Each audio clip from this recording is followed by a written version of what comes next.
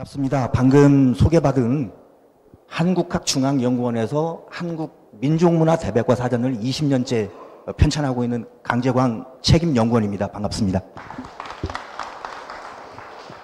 충주성tu 770주년이라는 이 아주 유서 깊은 세월 동안 충절의 고장 충주에서 승병장 김윤우 장군이 방호별감으로 이 지역에 오셔가지고 기념비적인 그런 어떤 전반적인 전세를 뒤바꿔버리는 단 한 판의 싸움으로 전세를 뒤바꾸는 이 충주성 전투에 대한 짧지만 그런 의미심장한 글을 쓰게 만들어주신 충주학 그 연구소장님께 감사의 말씀을 드리고요. 또 최준호 선생님 제 발표문 보고 여러 가지 그 교정 글까지 해주셔서 감사의 말씀을 드립니다. 저는 한국학중앙연구원에서 일을 하고 있고요. 2007년에 서강대학교에서 고려 무인정권, 최씨 무인정권의 대몽전쟁과 대몽외교 가지고 박사학위를 받았습니다. 그리고 대몽전쟁을 지금 24년째 유럽계 지금 연구하고 있습니다. 아마 그 선학이신 공주대학교 윤용혁 명예교수님 이후로 아마 제가 대한민국에서는 그나마 이쪽 계열로 잔뼈가 좀 굵은 사람인데요. 충주성 전투에 대해서 논문을 쓰고 싶었는데 이번 기회에 여러 가지 문제점이 좀 있는 것 같아요. 아까 이명수 교수님 그 주장을 들어보니 귀가 솔깃하게 들어지는 거가 이제 산성, 주성, 읍성 뭐 이런 것들을 굳이 이제 구분 않고 고려사 찬자가 사관이 혼용해서 썼다라는 거는 저도 인정하고 제 글에도 그렇게 나와 있습니다. 하지만 저는 제 뒤에 발표할 충주성의 어떤 현장이 충주 읍성일 가능성을 제기하신 김호준 박사, 그리고 주성이 대림산성, 그리고 산성이 월악산성일 수 있다라는 이명수 교수님과 또 견해를 또 달리해요. 이쪽 반면 한 20년 넘게 연구하다 보니까 또 제 견해도 재미있게 좀 들어주시면은 아주 뜻깊을 것 같고, 우리 세 명의 견해가 좀 약간씩 다르기 때문에 어떤 논거로 어떤 사료를 어떻게 해석하는가를 지켜보신다면은 여기 충주문화원 계시는 분들 또 예성 어떤 동호회 회원들도 많이 있는 걸로 알고 있습니다. 그래서 나중에 또 여러 선생님들 모시고 충주산성 답사도 가고 싶고 그러거든요. 한국학중앙연구원에서 백과사전만 20년 편찬하다 보니까 답사를 많이 못 가가지고 충주권역에 내려오게 되면 답사도 가보고 현지에서 이제 발굴조사하는 분들과 가면 이야기할 시간을 가져봤으면 또 해요. 그래서 PPT를 간단하게 좀 마련을 했는데 전쟁의 시기 구분이나 아까 그 5차 전쟁의 어떤 개요에 대해서는 이명수 박사가 교수님이 그 소개를 했습니다. 지금 우리가 논의에 초점에 두는 게 학계 그 정서를 보면 제 5차 전쟁으로 돼 있는 게 있을 거예요. 그러니까 발표자 구분은 이제 발표자 전대, 그러니까 강재광 연구원인데 저는 이걸 이제 4차로 보고 있는 거죠. 그 이유는 몽골 1, 2차를 저는 하나로 묶습니다. 물론 그 2차가 이제 강화천도 이후에 전쟁이 되는데요. 그 이유는 그 1, 2차를 묶는 이유는 북계 그 다루가치 72명을 그 추가 다 제거하고 강화도로 천도하기 위해서 그 보이지 않는 전쟁을 하고 있었습니다. 그리고 강화도로 천도하자마자 저기 보시면은 고종 19년 1232년 8월 그때 이제 살리타이가 재침하는 거죠. 물론 외양은 개경을 방어하는 걸 포기하고 강화도로 들어갔기 때문에 윤용혁 명예교수님은 그걸 2차로 명확히 보고 계십니다. 그리고 이제 해도 입보라는 게 이제 강화도뿐만 아니라 그 이전에는 강화도 남쪽의 섬들을 함부로 바다로 빼지 않았어요. 그러니까 1232년에 이제 강화천도를 하게 되고 그 이전에 북계 서해도에 한정해가지고 중요한 어떤 섬에다가 그 주성에 있는 관리들, 참모들, 그리고 별초군을 빼서 섬을 방어하는 게 북계하고 서해도 중심으로 돼 있었다는 거죠. 그 전에는 강화천도 이후에도 이쪽 서해안이나 남해안은 그 해도입교가 일반적으로 진행되지 않았어요. 한참 후에 그게 도는 겁니다. 착각하지 마시고 알고 계시고, 오늘 논의의 초점은 학계에서 말하는 5차, 제가 말하는 4차인데요. 그 야고대왕 보시면은 바로 다음 페이지 넘어가겠습니다. 몽골 황제 그 헌종 몽쾌 황제의 그 작은 아버지 되시는 분입니다. 거기는 아까 이명수 교수님 소개는 것까지는 안 했는데 야고 혹은 야굴 이렇게 돼 있습니다. 애구, 예구, 예쿠 다 그 발음을 그렇게 합니다. 그래서 그 야고대왕이 직접 1만이 넘는 대병력으로 북기를 쳐들어와서 서해도부터 잠식하고 작전 개념을 보면 아까 제가 대체적인 어떤 루트나 어떤 그 고려의 22개 역도 체계가 있어요. 아까 그 광주도도 나오고 평구도 산남도 다 나오는데요. 이명수 박사가 그 잘 설명을 했습니다. 가지고 이 충주까지 오는 그 목은 지금 서해도 교주도를 일단은 다 점령을 하고 그 다음에 충청도 내륙에 그 인우와 같은 그 충주로 걔네들이 벌떼처럼 몰려오는 거죠. 그래서 그 북교로 쳐들어온 거는 그 헌종의 작은 아버지는 야고 예꾸라는 사람이고 부사령관은 동교로 쳐들어왔던 그 몽케 황제의 아우 친아우가 쳐들어옵니다. 송주라는 분인데 아까 이명수 교수 거기에는 안 나왔지만 이분이 1만 병력으로 동교를 쳐들어와요. 근데 동진 병력과 같이 쳐들어와요. 그래서 크게 보면 총사령관은 야고대왕이 그 다음에 부사령관은 동계 축선을 쳐들어왔던 그 송주라는 사람이 같이 쳐들어옵니다. 양동 작전을 했던 거예요. 그 작전 개념은 그만 말했듯이 고려 중부권역 산성들을 모두 다 장악해가지고 남쪽에서 충주를 거쳐가지고 남한강을 타고 개경까지, 그러니까 강화도까지 오는 거를 차단시키는 거. 그리고 이 충주권역을 아까 저 이명수 교수 설명 잘했지만 충주권역을 먹게 되면 경상도를 석권할 수가 있습니다. 몽골 입장에서. 그래서 그런 어떤 작전 개념으로 이렇게 쳐들어왔고 아까 이제 몽골군의 전과에 대해서 그 도표로 일목요연하게 그 임 교수가 잘 설명을 했어요. 부연 설명을 하자면 일단 서해도 양산성이 있는데 여기는 방호별관 권세우라는 분이 지키고 있었는데 산세 그리고 성벽이 사면이 깎아지르는 요새였다고 그래요. 아주 성벽의 어떤 그 아주 준엄함만 믿고 방어는 게을리하고 날마다 술을 먹고 있었다고 해요. 아주 몽골군이 그걸 알고 가장 산세가 험한 대로 그 어떻게 좀 기어 올라가가지고 함락을 시킵니다. 난공불락에 그 요새가 함락이 돼요. 그리고 권세호는 자살합니다. 약 4천여 명이 다 그 몽골군에게 다 죽게 됩니다. 아주 그 서해도의 방어 요점이 함락이 돼가지고 서해도를 그 예구대왕이 장악을 하죠. 그 위치는 황해도 재령의 알릉상성으로 보는 그 허윤옥 교수의 견해가 있어서 다뤄보았고요. 그런 다음에 서해도를 장악하니까 이제 교주도로 옵니다. 교주도가 어디냐? 춘주도입니다. 강원도 춘주를 중심으로 한 철원과 춘주를 잇는 그 광역의 공간으로 보시면 됩니다. 그리고 이제 고려 때 오도 양계에서 이제 교주도라는 그 하나의 도 개념이 거긴데 교주도와 이 충청북도를 장악하는 게 예구의 그 작전 보관이었던 거예요. 그래서 교주도의 동주산성, 이게 철원산성인데 여기를 함락시킵니다. 여기 방호별감도 있죠. 아까 임 교수 그 방호별감이 이제 주 이제 산성에 들어가서 입보민을 지휘하고 별초군과 더불어 가지고 이제 몽골과 싸우는 임무를 맡는 중앙에서 보낸 어떤 그런 임시적인 그런 어떤 관직을 가진 무관 성격의 그런 직책에 있는 분들인데 백동명은 살해를 당해요, 몽골군에게. 근데 그 관리의 일부와 또 백성들이 몽골군이 쳐들어오기 전에 그 동주상성 밖에 나가서 교회에 있는 그 벼들을 수확하려고 했어요. 근데 못하게 합니다. 나가서 이제 몽골에게 포로가 되거나 아니면 도망갈까봐.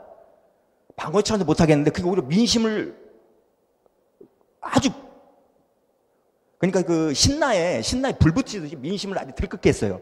먹을 게 없는데 어떻게 싸우냐 해가지고 백성들이 방호별감 백동명하고 그 알력이 있었어요. 알력이 있어가지고 몽골군과 제대로 안 싸우고 도망가 버립니다. 아주 그 몽골군이 동주산성에 쳐들어와가지고 그 기병대가 산성을 넘고 몽골군들이 아주 영리해요. 그 화공을 해가지고 그 산성이든 읍성이든 화공을 해가지고 건물을 불살리기도 하지만은 기병대가 성 주위를 뺑뺑 돕니다. 아주 이만한 어떤 비료푸대 같은 데다가 모래를 담고 흙을 담아가지고 특정한 취약지대에다 그걸 쌓아요. 하루면 쌓고 그걸로 성을 말 타고 넘어가요. 아마 그런 식으로 해가지고 함락이 되니까 백동명은 좀 싸우다가 몽골군에게 잡혀가지고 죽습니다. 그리고 이어가지고 금방 말했던 그 춘주도, 교주도의 그 거점 그 읍성인 춘주성을 함락시키는데 이때는 그 몽골군이 이중 목책을 그 춘주성 밖에 못 도망가게 상당히 큰 성이고 그 읍성입니다 여기는. 춘주도 안찰사 박청기란 분하고 거기 이제 판관 그리고 여러 별초군 그리고 춘주 권역에 있는 그런 어떤 주현민이 입보하고 있었는데 전원 옥새를 하게 됩니다. 그 개 한 마리, 닭 한 마리도 살려주지 않았다는 그 기록이 있어요. 아주 비장하게 싸우다가 이런 우리 조상님들이 여기서 순국하게 됩니다. 옛군은 승승장구하고 있습니다. 이런 어떤 춘주성 전투에서의 어떤 비보를 들으니까 같은 교주도 권역의 그 양근성과 방호배가 윤춘이 있었는데 이 사람은 이제 싸울 의지, 항전 의지를 상실하고 항복하게 됩니다. 다음 페이지로 넘어가 볼까요? 그리고 맨 꼭대기 보시면 아까도 이제 철룡산성 임 교수 이야기했지만은 여기도 뭐 철룡성으로도 나오고 산성으로 나오고 그래요. 그때가 아까 아주 핵심 있는 포인트를 임 교수가 좀 지적을 잘한 거예요. 사관 입장에서 그 주성, 그 다음에 산성, 그냥 성, 읍성 다 혼용해서 쓰고 있더라고요. 그 교주도 철룡산성을 함락시켰는데 그때 방호별감 조방언이 예구대왕 앞에 나와가지고 이제 항복을 해요. 그래서 일거의 교주도가 다 함몰이 됩니다. 그리고 그 예구대왕은 송주 자기 이제 어떻게 보면은 조카죠. 자기 조카에게 송주 그러니까 자기의 조카가 황제로 있죠. 몽케 황제인데 그 아우니까 조카죠. 이 조카한테 동계 축선을 계속 점령해서 나하고 만나자라고 했을 것 같아요. 충주에서. 근데 이제 거기는 이제 그 송주라는 분은 동계 양주까지 쳐들어갑니다. 그 양주가 지금 양양이에요. 양양. 선생님들 양양에 그 권금성이 있습니다. 권씨하고 그 김씨가 거기에다가 성을 쌓고 대몽 항쟁을 했다는 그런 어떤 유서 깊은 거기인데 어떤 학자는 저 양주를 양주 읍성의 함락으로 보는 사람도 있는가 하면 또 연구를 해보니까 뭐 윤인옥 교수나 그런 분들 어떤 논문도 보고 하니까 아마 그 이때 양주 함락은 읍성이 아니라 저기 권금성 함락을 의미하는 게 아니었겠느냐 해가지고 퀘스천 마크를 내가 좀 찍어놨어요. 저도 연구를 안 해가지고 자세히 몰라요. 아주 그 송주라는 분은 동계 양주를 함락하고 이제 점차 그 고려의 그 목을 죄오고 있는 겁니다. 최후의 결전이 이제 충주로 가게 되는 겁니다. 예구대왕이. 근데 여기에 대해서 고려의 대응을 보면은 물론 쭉 읽어보시면 압니다. 뭐 우봉별추가 어떻게 하고 누가 어떻게 하고 하는 건데 밑에 이제 특성을 보겠습니다. 몽골군 척국이나 선봉대에 대한 어떤 기습전, 매복전 따위였다는 거죠. 그 전과의 어떤 규모도 미미했고 그래서 그 동그라미 맨 밑에 보면은 소규모 전투 승리로는 그 예구대왕 야고가 지휘하는 몽골군 제1군 본지를 격퇴시킬 수는 없었어요. 이 정도 소규모 그 전투 승리 그 사료상에 딱 4번 나와요. 이겼던 게 물론 아까 저기 뭐 그 대원령에서의 그 1,000명을 이렇게 하는 거는 그건 이제 그 이유가 되기 때문에 그 여기서 소개 않고 이런 어떤 고려군의 별초군의 항전은 있었지만 미미했다는 거. 다음 표로 가겠습니다. 충주 지역의 중요성인데 이게 거듭 중복되기 때문에 아까 임 교수도 이야기했지만 정인지 그다음 홍기달의 평가를 보면 정인지는 이제 남방의 요충지를 질러 막은 곳에 자리봤다. 아까 인우라는 표현을 잘 쓰셨어요. 홍기달의 평가를 보면 요충이고 서울에서 남쪽으로 가는 사람이 이제 물이 뜨고 물이 뜬다는 거는 여기 충주 호도 있고 남한강도 여기 하는 겁니다. 물이 뜨고 육지로 달려가지고 중원에 다 모인다. 요 중원은 충주입니다. 충주. 중원에 모여서 길이 갈라져 두 고개를 넘는데 조령과 중령을 넘어가지고 이내 목적지에 도달하고 마찬가지로 남쪽에서도 이렇게 올라갈 때 그렇게 한다는 겁니다. 그러니까 교통의 요지자 물산의 집적지가 여러분들 계시는 충주가 되겠습니다. 홍기달은 이게 더 이걸 구체적으로 정인지보다 평가를 높게 했습니다.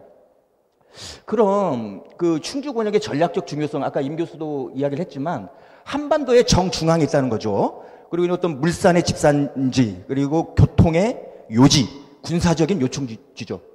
그리고 다른 곳보다 산성들이 많아요. 아까도 대림산성, 덕주산성이 월악산성입니다. 그리고 아까 그 소개는 안 했는데 임 교수가 설명했는데 동악성도 있습니다. 충주 관아에서 시골이 가면 동악성이 있어요. 이거는 최일성 교수님이 동악성도 충주산성의 후보로 봐야지 않겠느냐는 내가 논문을 읽은 적이 있거든요. 몇 년 전에. 그건 잘 모르겠고 어쨌든 동악성이 있고 장미산성이 있고 뭐 많습니다. 이 주변에 유독. 그래서 이런 어떤 산성들이 많았다는 거. 당연히 몽골군 본진으로서는 계림령을 통과하려면은 이런 어떤 산성을 다 점령을 못하더라도 방호별감이 파견된 그 어떤 주력 산성을 점령하지 않고는 계림령을 통과하기가 어렵기 때문에 반드시 여기서 전투가 일어날 수밖에 없었다는 겁니다. 아까 저 임 교수도 그 이야기를 했어요. 이제는 충주성을 충주읍성으로 보는 견해가 대세죠. 대세입니다. 예전에 그 차용걸 교수님 이후부터 그 제자분들 그리고 이제 현지 읍성을 발굴했던 분들이 이렇게 주장을 해요. 그래서 보면은 충주성 전투에서 관노 문서가 나온다. 그 고려사 세가나 그 고려사의 김윤후 열전을 보면 관노 문서를 김윤후가 소각을 하거든요. 거기서 이제 관노가 많이 그 전투에 임하고 있었다는 거죠. 그러니까 관노들이 있었고 이거는 어떻게 보면은 걔네들이 있을 위치가 읍성이 아니었겠느냐는 거예요. 막연한 추정이죠. 그리고 충주 읍성 학술조사 보고서가 이게 근래에 나왔어요. 여기 보면은 소개 좀 할게요. 고려시대 당시 충주 읍성이 내성, 외성으로 이렇게 구성이 돼 있고 그 규모도 상당히 컸다고 합니다. 그 둘레가. 근데 이제 이따가 설명하지만 조선시대 읍지에서는 규모가 상당히 작게 나와요. 충주 읍성이. 이따 보여드릴게요. 그래서 몽골군에게 장기간 항전할 수 있는 식량과 식수와 어떤 그 수성을 할 수 있는 수성전을 장기간 펼칠 수 있는 여건이 있었다고 저 학술 조사 보고서를 누가 썼는지 알아봐야겠지만 그런 내용으로 돼 있더라고요. 그리고 이제 밑에 이제 네 분의 어떤 교수님들 나오는데 충주 산성을 이제 남산성으로 이렇게 규정한 거는 그 문화대청에서 이렇게 했죠. 남산성이다. 그래서 1980년 1월 9일 충청북도 기념물 제31호로 문화대청이 지정을 해버렸어요. 남산성이 충주 산성이다. 가깝지 않느냐. 읍성 바로 뒤로 넘어가면 남산성인데 그 남산성이 그래도 해발 600고지가 넘잖아요. 그죠? 꽤 높은 어떤 산악지대 험관대 지어져 있고 해서 이렇게 문화대청에서 이렇게 설레발을 쳤던 거죠. 근데 뒤에 있는 후학들이 아니다. 남산성은 충주 산성이 될 수가 없다. 그래서 이제 최규성 교수님 여기 계신지 모르겠지만 그 대림산성일 것이다. 충주의 진산은 대림산이다. 충주의 진산은 대림산이에요. 신증 동국 여지 승남이나 여지 도서나 그 고산자 김정우 선생님의 그 대동지지에 보면은 충주의 진산은 대림산이다. 거기에 있는 게 대림산성이다 라고 돼 있어요. 가지고 최규선 선생님과 이분과 견해를 같이 하는 몇 분의 교수님들은 그 대림산성으로 보고 있어요. 충주산성. 그리고 동학성으로 본다고 금방 최희성 교수 이야기했고요. 여기 안 계시지만 윤윤혁 명예교수님은 최초에 월악산성으로 보셨어요. 고려 대몽 항쟁사 연구라는 그 1990년에 나온 그 입지전적인 그 두꺼운 그 책이 있습니다. 저는 박사학위 논문을 그 책에서부터 시작을 했습니다. 물론 그 책이 다 완벽한 건 아니고 오류도 좀 많아요. 그 윤혁 교수님이 사료를 좀 잘못 해독했거나 좀 오탈자를 냈거나 아니면 연도 오류도 좀 제법 많은 책이에요. 근데 그거를 저는 100독 이상 했습니다. 100번 이상 읽었습니다. 하나를 완전히 그 형광펜이나 포스트로 다 도배를 했고요. 하나는 그냥 낙서가 안 된 거를 그냥 책꽂이용으로 꽂고 있습니다. 그러니까 주로 낙서가 된 거를 가지고 다니면서 보는데요. 지금도 거기 보면은 월악산성일 것이다. 충주산성이. 아까 저 임 교수님도 아마 산성은 월악산성, 주성은 읍성이 일 수도 있지만 아니라 대림산성, 주성, 대림산성, 거기 산성은 월악산성으로 보시고 있는 것 같은데 윤용욱 교수의 그 역량이 있는 듯 해요. 임 교수 견해는. 아주 월악산성으로 보고 있는데 최근에 고려 그 강도와 대몽정쟁, 고려 대몽정쟁과 강도 생활인가? 거기라는 책을 보면 또 최규성 교수님의 대림산성서를 또 따르고 있는 듯한 그걸 봤거든요. 2013년에 나온 그 책이 있는데요. 고려의 대몽 항전과 대몽 전쟁과 그 강도라는 책이 있어요. 윤용 명교수의 자기의 어떤 월악산성설을 뒤집고 한 30년 만에 그 대림산성설로 가려고 한 것 같아요. 근데 확정은 안 지었어요. 내가 물어보려고요. 친하니까 윤교수님하고는 서로 논문을 주고받고 심사자 발표자 관계를 지금 하고 있거든요. 그래서 한번 물어보려고요. 아, 교수님, 오락입니까? 대립입니까? 아마 확정 못한다고 할 거예요. 보면은, 아까 이거는 임 교수님이 아주 중요한 점을 지적을 했어요. 충주성을 어느 하나의 개별성으로 보는 문제점. 충주 권역에 그런 많은 성이 있는데, 아무리 방호별강이 파견된다고 해도 그 많은 성들을 나눠서 방어하지 몽땅 다 특정 한 성으로 갈 수가 없다는 게 제 요지입니다. 이번 발표의 큰 맥락입니다. 읽어보겠습니다. 김윤열전에 몽골군이 충주를 포위했다고 돼 있지 충주 읍성이나 산성 하나를 개별적으로 특정해서 포위했다고 돼 있지 않아요. 그리고 아까 임 교수 말을 했지만 공식 직함은 충주 산성 방호별감이에요. 그러면은 산성으로 가야 돼요. 읍성으로 가면 직무유기예요. 군법에 따라 처형당해요. 저도 대한민국 육군 장교를 했지만 임지에 정확히 가야 되는 겁니다. 산성으로 가라고 했는데 읍성에서 가? 말이 안 되는 거예요. 말이 안 되는 거예요. 국가의 명령을 반역한 거죠. 그럴 수가 없다는 거예요. 방호별강 김윤호, 그리고 한때 처인성 전투에서 승병장으로 이제 살리타이로 죽인 사람인데요. 아주 입지적인 그 대몽전쟁, 대몽항전의 영웅이시요. 그런 분이 내려오니까 아마 충주민들이 더 단합했던 것 같아요. 그런 영웅적인, 기념일적인 인물이 오니까. 그래서 충주 산성 방호 별강이기 때문에 충주 산성으로 갈 수밖에 없는데, 아까 임 교수 말 맞다나, 그러면 산성이 어디냐? 대림산성이냐? 뭐냐? 월악산성이냐? 이런 문제는 있을 수 있죠. 저도 확답은 못해요. 그리고 12월 18일 전쟁이 끝나는데요. 그 임술입니다. 간지로. 몽골군이 충주에 포위를 풀었다고 돼 있고, 예구대왕은 그 전에 부상을 당해가지고 먼저 한 달 전에 올라갑니다. 자기 나라로 가요. 그리고 예구대왕이 가기 전에 고종하고 협상을 하죠. 타협하죠. 유기적인. 그리고 이제 맨 마지막 그 화살표 보면 충주 포위를 풀어. 그리고 충주 산성 방호별감으로 갔어. 그러니까 충주는 이때 읍성, 산성 양자를 내포하고 있다 이렇게 볼 수 있고, 임 교수와 견해가 다른 거는 읍성은 아마 임 교수님은 아마도 읍성은 좀 비워놓고 청야 입보 차원에서 비워놓고 산성으로 다 갔을 것이다. 방호별감이 있는 산성으로 충주 부사와 판관과 충주의 그 관노들 별초군에 다 갔을 것이다. 몰빵한 거죠. 하기로. 산성 어느 한 그로 몰빵을 한 거라고 보고 계신 거고, 내가 다른 거는 읍성, 산성 같이 전쟁을 했다는 거예요. 양동작전을 할 수가 있는 거고, 그거는 내가 좀 다음 페이지에 설명을 드리겠습니다. 추정입니다. 저런 추정을 한 사람이 없죠. 아직 대한민국에서. 맨 위에 보겠습니다. 몽골군 제1군 그 주력 부대는 야고, 예구대왕이 직접 지휘하는 부대예요. 한 1만이 약간 넘는. 그리고 충주를 점령할 경우에 동계 축선을 타고 내려오는 송주의 1만 대군을 또 기다리고 있어요. 어디로 가려고? 경상도 때리려고. 근데 이제 대규모 군사로 충주 산성을 공격한다. 이거 충주 산성을 특정하지 않을게요. 대림산성이나 월악산성으로. 일단은 그 방호별감 김윤호가 있는 충주 산성으로 공격을 했을까? 라고 하는 거죠. 퀘스천 마크. 그럼 보조부대가 있을 거 아닙니까? 동계 축선을 때리는 송주의 1만 대군 생각하지 말고 예구대왕이 가지고 있는 주력 부대가 있고 보조부대가 있어요.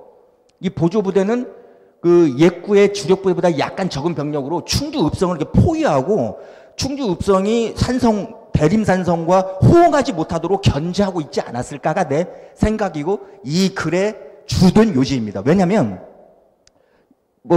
재원은 보시면 됩니다. 크기가 어떻고 하고.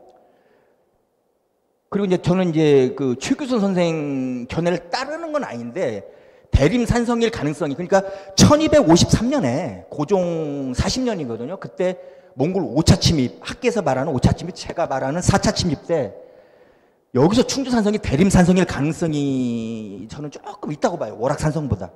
그거는 몽골군 제1군이 대원령으로 돌파하려면 남북 방향으로, 동서보다는 남북 방향으로 포위했을 개연성이 커요. 왜냐하면 대림산성이 충주의 진산에 있고, 그리고 그 충주 읍성에서 남쪽에 있어요. 선생님들. 남쪽 15리에. 어디는 15리, 어디는 13리 이렇게 나와 있더라고요. 그래서 남북 방향으로 폭넓게 몽골군이 포위한 게 아니겠느냐. 아까 위에 저 재원은 있지만 뭐 규모도 크고 우물도 있다고 합니다. 금방 말했지만 대림산에 있는 진산이 이제 대림산성이고요. 그리고 이제 덕주산성은 이때 안 나와요. 혹은 월악산성 혹은 월악신사 해가지고 거기까지 올라갔다고 하는데 거기는 차라대의 6차 침입 때, 6차 침입 중에서도 2차 침입 때 1256년, 그게 고종 43년 그때서야 그 덕주산성이라고는 안 나오고요. 아예 사료에. 월악신사라는 게 나옵니다. 그거는 월악산으로 갔다는 거예요.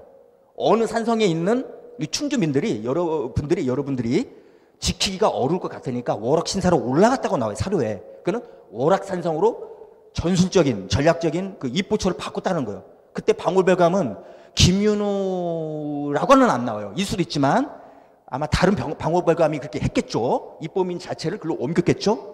해서 덕주산성이라고는 안 나오지만 월악산성이라고도 안 나와요. 월악신사라고 나오는 걸 보고 학자들이 특히 이제 윤용혁 명예 교수님께서 월악신사라는 표현이 나오니까 그 충주산성 쪽에서 월악산성 쪽으로 입보초를 바꿨다고 해석을 해요. 많은 학자들이 따르는데요. 그렇다면 1253년 당시 그 월악산성이 충주산성이지는 않았을 것이다. 그런 게 제 견해고요. 충주읍성 이야기를 안 할 수밖에 없는 게 아까 저기 충주읍성 발굴조사 보고서에서는 성의 규모가 상당히 크고 내성 외성 구조로 되어 있고 장기간 항전이 가능하다고 했는데 의외였어요. 조선시대 지지율을 다 보니까 대표적인 게 신증, 동국, 여지, 승남, 여지도서, 대동지지 해가지고 이게 아시지 않습니까? 물론 대동지지야 이제 고산자 김정우 선생님이 낸 거니까 사찬이죠. 그 위에 두 개는 관찬 아닙니까? 관찬 지지서거든요. 지리서. 보시면 읍성은 석축이고 주위가 3,650척밖에 안 돼요. 아담해요. 높이가 8척에서 1장이 안 돼요. 1장이 안 돼. 높이가 낮았다는 거예요. 되게 낮았다는 거예요. 그리고 그 여지도서를 보면은 중간을 읽겠습니다. 그 8척하고 그건 똑같은데요. 치첩, 옹성, 호지가 없다. 치첩. 그러니까 성에 성각주가 있어요. 거기에다가 그 창도 꽂을 수 있고 화기, 개인 화기가 발명될 때는 거기다가 조총이나 이런 총을 꽂아가지고 적에게 응사할 수가 있는데 그 치첩이 없어. 옹성은 아시죠? 이 성문 앞에 이제 약간 U자로 해가지고 그 성문을 방어하고 적들이 그 안쪽으로 들어오게 해가지고 협공을 하기 위해서 고구려 해서 전형적으로 옹성을 만들어서 그렇게 수나라, 당나라, 대군들하고 싸웠지 않습니까? 옹성이 없다. 호지가 없다. 연못이죠. 그죠? 해자가 없다. 방어 능력이 상당히 취약했음을 알 수가 있죠. 그 당대 사료를 보면. 그래서 이제 그렇게 말씀하고, 그러면 충주읍성 함락의 의미를 다시 한번 되새겨 보겠습니다. 1256년 고종 43년 4월에 여기는 읍성으로 안 나오고 그 차례다가 지휘하는 몽골군 본진이 주성을 함락했다. 주성을 도륙했다고 나오죠. 아까 저기 임 교수님 그 사료를 보니까 함락이 아니라 도륙입니다. 아예 도륙을 해버립니다. 아예 이 주성이 뭐냐? 혹자는 게 대림산성으로 보기도 하고 저는 읍성으로 봅니다. 읍성. 이때 주성은 읍성을 먼저 몽골군이 총 공격해가지고 단시간에 도륙을 해버립니다. 그리고 산성으로 쳐들어갑니다. 충주 산성으로 쳐들어가도 되어요. 바로 도륙한 다음에. 그러면 그때 충주 산성은 어디냐? 저는 대림산성일 가능성이 있지 않느냐. 올라가니까 대림산성에 있는 사람들이 아까 보니까 관리하고 노약자뿐이 없어서 방어가 취약해서 월악신사로 피신 가잖아요. 그때 월악신사는 월악산성 같아요. 그러니까 대림산성에서 월악산성으로 또 2차 피난을 가는 겁니다. 물론 대림산성이 함락됐다는 또 기사는 없어요. 위험해지니까 그렇게 간 겁니다. 피난을. 그리고 이제 월악신사에 가니까 비바람이 불고 우박 내리고 번개 치니까 차라다의 병사들이 몽골군에는 이게 있어요. 전쟁을 하다가요. 전쟁을 하도 뭐 구름 끼고 뭐 우박 오고 천둥 치면 병사들이 무릎을 꿇어. 안 싸워. 그 천둥이 다 끝나야 돼. 그 징기스칸이라는 어떤 그 영화를 보셨을 겁니다. 2007년에. 제가 박사학위 논문을 쓴 다음에 바로 한 달 뒤에 나왔는데 저는 재밌게 봤습니다. 징기스칸의 어떤 와이프죠? 그와의 어떤 미롤과 사랑, 납치당해가지고 자기 와이프 다시 뺏어오는 과정, 그것도 재밌었고, 거기 보면은, 자묵하고 싸우는데, 자묵하고 그 칭기스칸 군대가 싸우는데 2배나 그 자묵하 군대가 많았는데요. 갑자기 비바람이 내리니까 얘네들이 막 말에서 내리고 막 하고 막 이상한 이게 주술적인 행동을 하는 거야. 그때 성기사한의 군대는 덮쳐서 이겼죠. 그런 거 금기를 깨버린 거죠. 그런 게 있습니다. 하여튼 지나가는 곁다리 말씀해 주고. 그러니까 1253년 당시 몽골 주력군이 단시간 내에 쳐가지고 도르겠다는 그 주성은 읍성 같아요. 읍성. 대림산성이 아니고. 저는 약간 다른 선생님하고 견해가 좀 다른데요. 충주성의 이중적 의미, 그 성격을 보겠습니다. 1253년 당시 방호별감 김윤호가 갔던 것은 충주 산성입니다. 이게 대림산성, 월화산성일 수도 있고 그 둘 다 아닐 수도 있어요. 그리고 충주 읍성 역시 살아남았다는 겁니다. 거기도 누군가가 지키고 있었어요. 거기도. 그러면 옛군은 왜 이때 읍성을 공격하지 않았을까 먼저. 그게 이제 의문점은 있어요. 저도. 그렇게 거기를 먼저 쳐가지고 시간과 물자와 어떤 병력을 손실당하고 싶지 않았던 것 같아요. 옛구대왕은. 읍성은 소수의 병력으로 포위만 하고 충주 산성을 때려서 함락시키겠다는 게 옛구대왕의 보관이었기 때문에 아마. 근데 결과적으로 옛구도 부상당하고 자기네 북쪽으로 북환당하게 되고요. 또 이제 방호별관 김윤호가 아까 이제 기적적인 그 두 개 나오겠지만 리더십이 그런 리더십으로 인해서 승리하게 되니까 몽골군은 얻은 게 없죠. 이 충주성 전투에서. 그래서 1253년 다시 충주성은 이렇게 나와요. 그 주성, 성, 그다음에 그 산성 이렇게 나오는데 산성과 읍성 양자를 다 아우르는 개념으로 보면 어떨까라는 겁니다. 그건 있고. 그래서 그 전투책의 시로는 충주 산성 전투와 읍성 전투가 동시에 벌어졌을 것 같고 김윤호가 이렇게 별초군과 입보민을 지휘해서 이제 맞섰던 거죠. 읍성은 그럼 누가 있었겠느냐? 부사가 있지 않았을까? 만약에 이명수 교수 말씀대로 읍성을 비워두고 아무도 없었다면 충주 부사가 노군 잠유 별초를 데리고 충주 산성에 올라갔겠죠. 하지만 어느 정도 소수의 병력이 있었다면 그 병력을 지휘할 수 있는 지휘 체계가 있었을 테고 그건 충주 부사나 판관 정도가 거기서 읍성을 전투 지휘하지 않았을까라는 겁니다. 충주성 전투의 기록입니다. 정말 의외예요. 이렇게 위대한 전투가 딸랑 사료가 2가지밖에 안 나와요. 물론 고려사 전로가 있는데 저기 김윤우 열전으로 갔기 때문에 뺐어요. 양만 잡아먹고 해서 뺐고 새가 보면은 고종 40년 12월 임술일 아까 18일이라고 그랬죠. 18일날 그 포위를 풀었다 하고 끝나고 이거는 아까 그 이명수 교수님 그 내용이 중복되기 때문에 굳이 읽지는 않고 보시면 됩니다. 그래서 그 김윤호가 구사한 전략 전술과 전투 방식이 안 나와요. 열전을 읽어보면은 어떤 방식으로 몽골군과 싸웠냐가 안 나와요. 내가 좀 추론을 했습니다. 물론 여기 제 다음에 발표하시는 김호준 박사님 그 논문에 김은우 장군의 3차에 걸친 전승에 대한 의미에 대한 논문을 백산학보에 낸 게 있는데 거기서도 많은 아이디어를 얻었고요. 그 보시면 열전 내용 보면 안 나와요. 리더십만 나와요. 노비문서, 관노문서 소각하고 몽골군에게 빼앗은 소와 말을 나눠주고 그리고 몽골군과 싸워서 이기면 죽은 힘을 다해서 싸워서 이기면 다 저기 양반 그다음에 백정 저기 천노에 이르기까지 관직을 다 차등해 주겠다 이런 어떤 리더십 측면은 나중에 어떻게 싸웠다는 게 안 나와요.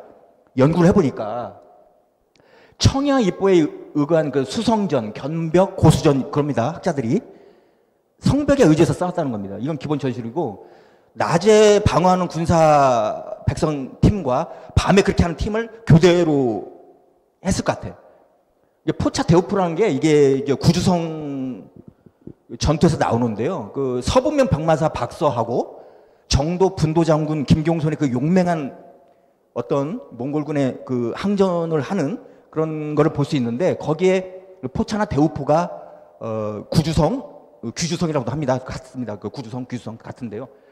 이런 걸 이용해 가지고 몽골군의 접근을 막고 방어를 했다는 거죠. 거기는 88일이나 방어를 했습니다. 여기 충주성 전투는 우리가 70일 그렇게 돼 있고 구주성 전투는 88일 방어한 거로 내가 날짜 계산을 해보니까 이렇게 나오더라고요.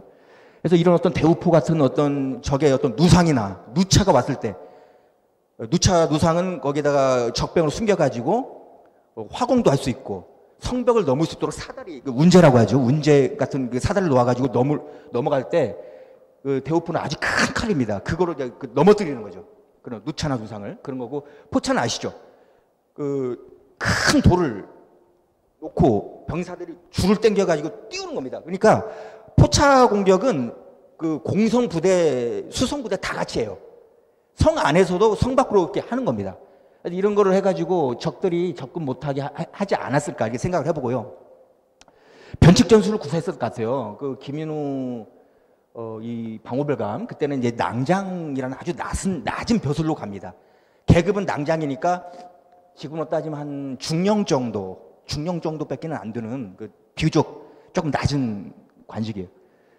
가지고 상당히 이분이 좀 기계도 있고 전술에도 병법에 능한 사람 같아요. 출성전, 매복전, 야간 기습전이라는 용어는 안 나오지만 이런 걸 통해 가지고 몽골군을 기습해서 많은 노유물을 얻었던 것 같아요. 보면 여기 열전 보면 몽골군에게 빼앗은 소와 말을 군사와 백성들에게 나눠 주었다가 나와요. 여기 돼 있죠. 이거 보면은 성 밖으로 나가가지고 싸운 거죠. 몽골에게 소와 말을 뺏었을 거니까.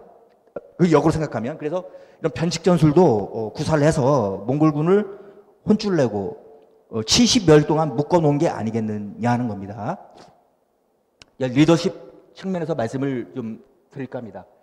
정말 고르사 열전에서 김인우 낭장이 방호별감으로서 어디에 갔는지, 충주 산성인지 어딘지 나오지도 않고 어떻게 싸웠는지도 안 나오고 다만 이런 것들이 나오는데 관작을 내리겠다고 공언을 해요. 힘을 다해 싸운다면 귀천 가리지 않고 주겠다고. 그리고 실제로 그렇게 지킵니다. 관노문서 소각하죠. 관노들이 보는 앞에서 문서를 소각해요. 그거는 역으로 이야기하면 신분 해방을 약속하는 거예요. 관노들에게. 당연히 신분이 해방되니까 어떡하겠어요? 죽을 힘을 다해서 싸우죠. 그걸 유도하는 겁니다. 그 전리품 배분했죠. 금방 말했던 그 몽골군에게 빼앗은 소와 말을 나눠주는 거죠. 이렇게 해서 식량, 군량이나 나오는데 원사로에는 군량이 나오는데 식량이죠. 식량이 다 고갈되어 갈 때 충주성이 함락될 수 있는 절체절명의 그 위기의 순간에 기지를 발휘해서 이런 어떤 약속을 하고 그 충주성 입부민의 어떤 대몽 항전 의지를 최고조로 끌어올리는 거죠. 이게 바로 김윤우 승병장 방호별감의 아주 놀라운 능력입니다. 아무나 이렇게 할 수가 없죠. 아까 그 우리 방호별감을 봤습니다. 술만 처먹다가 자살한 그 권서도 받고 백성들과의 어떤 민심 위반에 따라 몽골군에게 사로잡혀 죽음을 당한 백돈명이도 받고 안 되게 생겼으니까 항복한 조방언, 윤춘도 보았습니다. 윤춘 같은 경우는 나중에 또 이제 그 최황 정권에 귀순하죠. 아주 최황의 친종 장군이 돼서 그 아부를 다 떱니다. 그런 사람들보다는 훨씬 청렴하고 깨끗했던 인물이 충주를 지키고 결국 국원관까지 승격시키게 되는 낭장 방호별감 김윤우 장군님이 되겠습니다. 그래서 이제 이런 어떤 리더십이 그러면 어떻게 성공했겠느냐? 처인성 승첩의 영웅으로서 일반 민중들이 그를 아끼고 어버이처럼 따랐다는 겁니다. 그리고 더 웃긴 거는 내가 연구를 해보니까 그 고종 황제한테 1232년에 살리타이를 죽인 다음에 상을 받는데 상장군 포스타 별을 4개를 주는데 안 받아요. 내가 살리타이를 죽인 게 아니다. 내 과들이 그랬다. 안 받아. 그러면은 몇 번 왕이 이렇게 권유를 했거든. 근데 안 받으니까 섬낭장을 제수했다고요. 낭장보다 아래. 낭장보다 아래인 거예요. 근데 20년 동안 관직의 변화가 없어. 이 사람은 분명히 강화도에 살았을 거거든요. 놀라워요. 이때 벼슬이 낭장이에요. 조금 올랐죠. 뭐 예를 들어가지고 그 중위가 진이 된다든가 뭐 이런 거예요. 그대로 20년 동안 그 벼슬의 변화가 없었던 사람이에요. 관직을 탐하지 않았어요. 이 백성들이 따를만 하죠. 그래서 백성들과 벨초공부로부터 커다란 존경을 받았다는 거죠. 아까 말했듯이 사료는 안 나오지만 그런 어떤 견벽 고수전 그리고 변칙적인 전술로 몽골군을 혼쭐 내고 그런 걸 백성들이 봤겠죠. 아, 저 장군님은 몽골군을 이길 수 있는 아주 다양한 전략을 갖고 있어. 이걸 봤겠죠. 그래서 이제 관직하사 공언, 관노문서 소각, 전리품 배분 등 입부분에게 절대적인 어떤 믿음과 신뢰를 줬다는 겁니다. 이게 결합되어 가지고 김윤우 방교별감의 어떤 리더십과 충주민의 항전 의지가 서로 결합되어 가지고 야구가 취하는 저는 대략 한 10,000명에서 15,000명 봐요. 송주의 군대는 좀 아주 양양에 있습니다. 권근성 환락하고 양양에서 강릉 쪽으로 내려가고 있어요. 아직 합류를 안 했습니다. 그쪽은 그쪽이고 이쪽 예구대왕이 거느리는 병력은 한 10,000명에서 15,000명 정도 그 정도 봐요. 그 이상은 아닐 것 같은데 어쨌든 그 대병력을 70여일 동안 묶어놨던 겁니다. 마무리입니다. 어차피 시간도 다 됐고 아까 이제 포상 내역은 임 교수님 이야기했기 때문에 이제 하겠습니다. 여기가 이제 구공경이 된 거예요. 그러니까 1280년대 다시 이제 충주 목으로 전환됐다고 하는데 그래서 연구를 해봐야겠죠.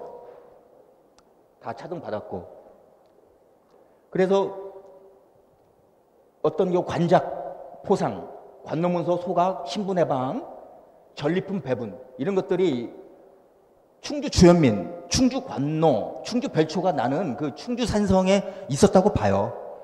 그리고 방호별감 김윤회의 어떤 통괄 지휘를 받았겠죠. 이런 어떤 일반민 그리고 관노, 이 별초군이 통합 전투력을 발휘해서 그 야고 대왕의 군대를 물리쳤던 거고, 그래서 야구는 물론 이 전쟁에서 부상 당해서 이제 올라갑니다. 그리고 아까 이제 다음에 이제 토론 시간에 이야기하겠지만 그 충남대 고명수 박사님, 교수님이 또 지적하겠지만 그 탑찰 아라고는 황족과의 어떤 마찰이 있었나 봐요. 나 이거 거기까지는 깊이 있게 고찰을 못했는데 그걸 지적을 해주셨더라고요. 너무 고마운데 야고 대왕이 탑찰아 거기 그 진영을 습격을 했대요. 아마 습격하는 과정에서 뭐 고려에서 빼앗은 어떤 아까 말만 나오는데 금은 보아. 몽골군이 고려 여자들을 좋아했잖아요. 여자들을 뺏어가요. 남자들은 베어버리고 여자들을 뺏어가요. 그런 어떤 인력이나 자원이나 이런 거를 전리품을 배분하는 과정에서 예구대왕하고 그 탑차라가 어떤 마찰을 빚어서 그때 예구가 부상을 당하지 않았을까. 이 전투보다는 그런 주장도 있습니다.